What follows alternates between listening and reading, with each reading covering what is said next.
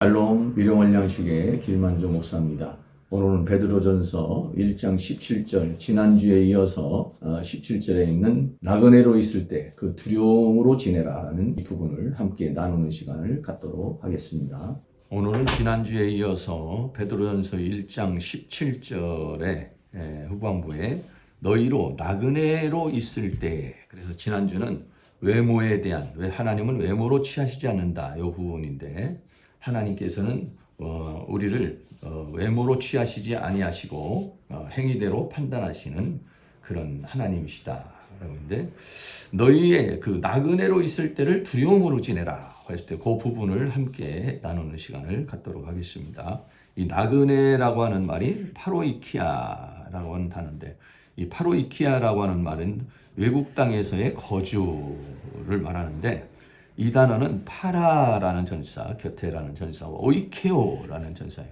오이케오라는 말이 원래 이 오이코스라는 말이 집이라는 말입니다. 그래서 집이라서 오이케오해서 거주, 집에서 거주하는 것을 가리켜서 말하는 건데, 그래서 이 나그네라는 파로이키아라고 하는 것은 자기 집에 거주하지 않고 외국 땅에서 거주하는 이 거주에 대해서 좀 이렇게 강조를 둔 단어가 이 파로키아, 나그네라는 단어가 그런 단어입니다.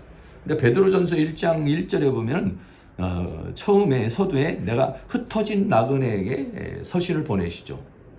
그래서 거기서 흩어진 나그네라고 할 때는 이 나그네라고 하는 단어가 파레이피데모스라고 하는 그런 단어입니다. 그래서 지금 여기서 오늘 본문 17절에 있는 나그네라고 하는 파로이키아라는 단어와 파레피데모스라는 단어가 좀 다르죠. 그래서 이 파레피데모스라는 단어는 이 파레미스라는 단어는 타국에서 다른 백성이 원주민과 함께 사는 사람을 지금 말하는 건데, 이 단어도 역시 파라 전치사에다가 이 세 단어가 붙었습니다. 에피 전치사, 곁에, 에피, 위에라는 전치사와 데모스라는 전치사가 나는데, 이 데모스라는 단어가 무슨 단어냐면 나라 또는 백성 이런 말입니다. 그러니까 여기서 말하고 하는 파레피데모스라는 단어는 지금 여기에 데모스에 지금 에서 나온 단어죠. 여기에는 오이케오라고 하는 단어에서 전치사가 붙은, 여기는 집, 거주라고 하는 것이고, 이거는 백성 또는 나라 이런 얘기예요.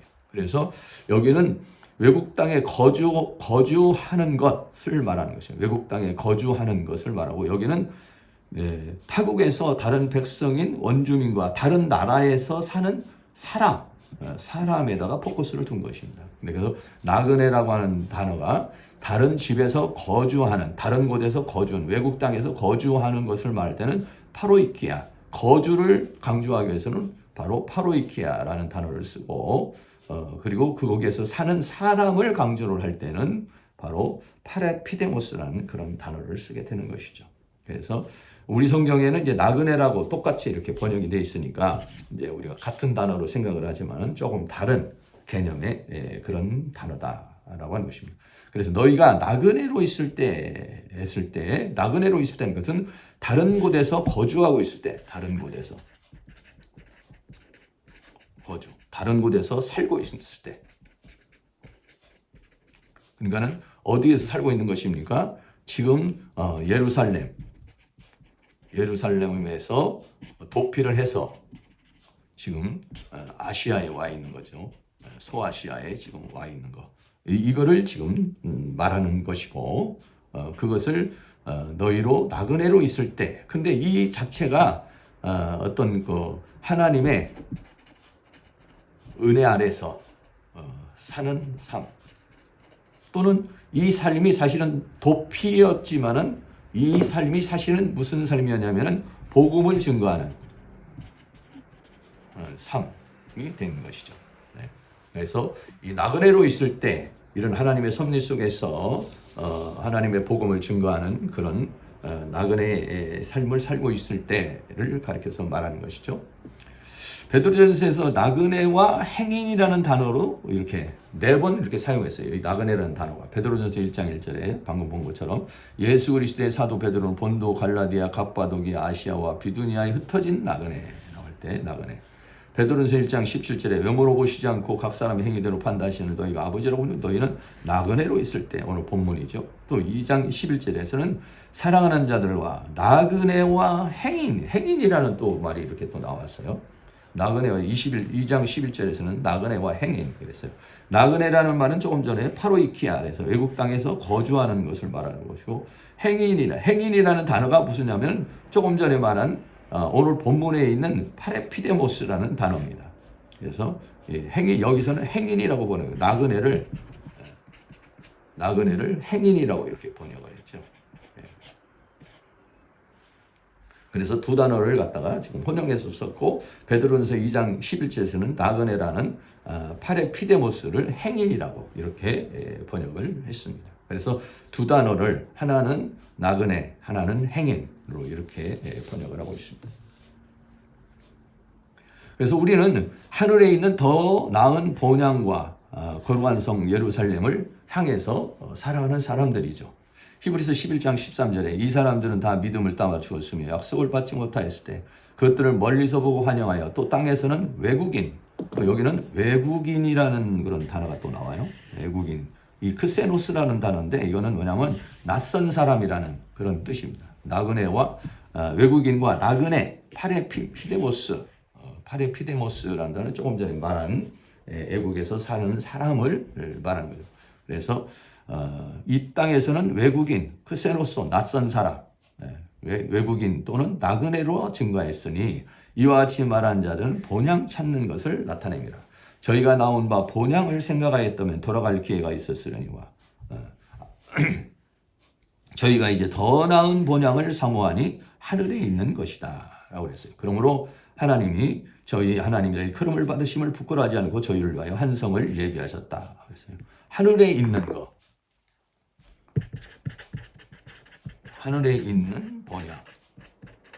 이게 하늘에 있는 본향을 뭐라고 하냐? 빌립보서 3장 20절에 오직 우리의 시민권은 하늘에 있다 그랬어요. 우리의 시민권은 하늘에 있다라고 그랬어요.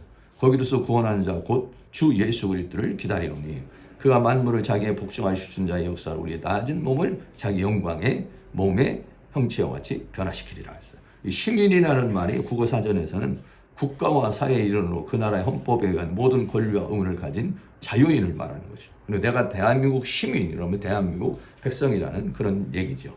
그래서 우리가 어머니 태에서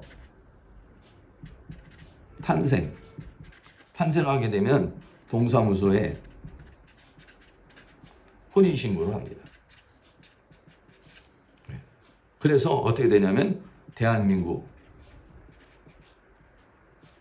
시민, 국민이 되는 것이죠. 그런 거와 마찬가지로 우리가 거듭나면 하나님 나라의 생명책에 기록되는 거예요. 그래서 하나님 나라의 시민이 되는 것이죠. 그래서 이게 뭐냐면 이게 본향이다 이렇게 말했어요. 본향이라는 말은 뭐냐면 우리가 태어난 곳 또는 온 곳을 말하는데 우리는 하나님으로부터 하늘에서 어머니를 통해서 세상에 온 것이죠. 그래서 어머니를 통해서 태어난 것도 이 세상의 본향이지만 원래 우리의 본향은 하나님 나라가 우리의 본향이다 라고 하는 그런 것입니다. 그때를 두려움으로 지내라. 핍박과 어려움이 올 때 잘 견뎌야 자신의 구원, 자신이 만들어지고 하나님의 역사를 이룰 수 있다. 자신을 통해서 이루고자 하는 하나님의 역사를 이룰 수 있다는 것이죠. 네.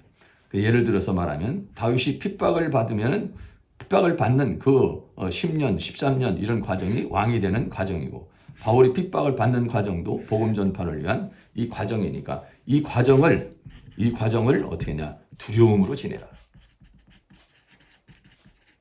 잘 하나님의 뜻을 살피면서 잘 지내라 이런 얘기죠. 이 세상은 잠깐 거쳐가는 나그네요 순례자의 삶이다. 이 삶을 어떻게 사느냐에 따라서 영원한 세계에서의 삶의 영광이 다르다. 두려움으로 지내라는 것은 사탄의 유혹과 핍박을 이겨내는 삶을 살라는 것이다. 사탄은 우리의 삶을 망가뜨리고 죄의 종으로 사탄의 종으로 살게 한다. 깨어 정신을 차리고 대적하여 이기지 못하면 헛된 삶을 살게 된다라고 하는 것입니다. 그러므로 빌립보 2장 12절 그러므로 나의 사랑하는 자 너희가 나 있을 때뿐만 아니라 더욱 나 없을 때도 항상 복종하여 두렵고 떨림으로 너희의 구원을 이루라. 두렵고 떨림으로 구원을 완성하라 라고 그렇게 말하고 있는 것입니다.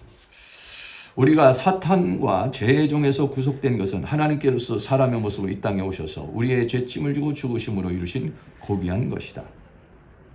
하나님은 이러한 사랑과 은혜를 헛되이 하지 말라라고 하는 것입니다. 나그네의 삶, 하나님께서 주신 시간, 건강, 환경 모든 것이죠. 쾌락으로 제약된 삶을 살며 허비하는 자가 있고 자신을 만드는 데 사용하는 자가 있고 영원한 때를 위해서 사는 자가 있고 하나님 나라를 위하여 봉사하고 헌신하는 기회로 삼으라는 것입니다. 그래서 나그네와 행인 같은 우리들 이때를 나그네와 행인, 나그네로 있을 때 다시 말하면 그 하나님의 섭리 속에서 하나님의 뜻을 이루며 살아가는 또는 이 세상에서 살아가는 이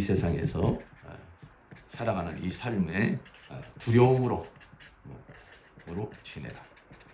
그래서 우리에게 주어진 삶을 우리가 잘 하나님의 은혜 가운데서 잘 선용함으로 말미암아 한편으로는 나를 만들고